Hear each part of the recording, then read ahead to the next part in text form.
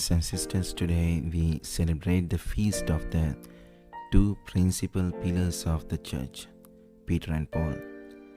Peter was son of Jonah and brother of Andrew.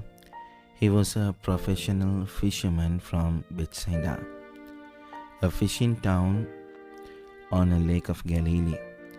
It was his brother Andrew who introduced him to Jesus, who changed his name from Simon to Cephas or Peter at Caesarea Philippi.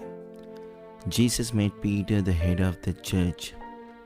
He wrote 2 epistles to the whole church, and he was martyred in Rome by crucifixion under the Emperor Nero. Paul, known as the Apostle to the Gentiles and the greatest apostolic missionary, was a Roman citizen by birth. As he was born in a Roman colony of Tarsus, his original name was Saul. As a Pharisee, he was sent to Jerusalem by his parents to study the Mosaic law under the great Rabbi Gamaliel. As a student, he learned the trade of tent making. He was present at the stoning of Stephen and consented to this deed.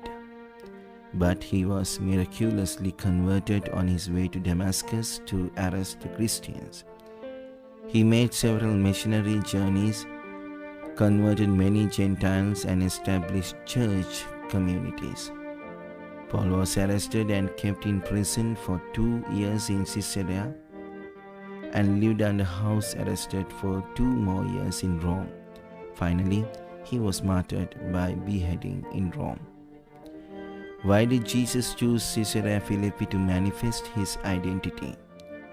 Caesarea Philippi was a Gentile town located on the southern foot of Mount Hermon, over 20 miles north of the Sea of Galilee. The city was named Parnes in honor of the Greek god Pan, who had a cave shrine there, where people worshipped him. Caesarea Philippi was full of life, and it had always been one of the main sources of the Jordan River. Jesus chose this place in order to assert that he is the true living God and only he can give the living water. With the confession of Peter, "You are the Christ, the Son of the living God," Jesus becomes the fountain of the living water.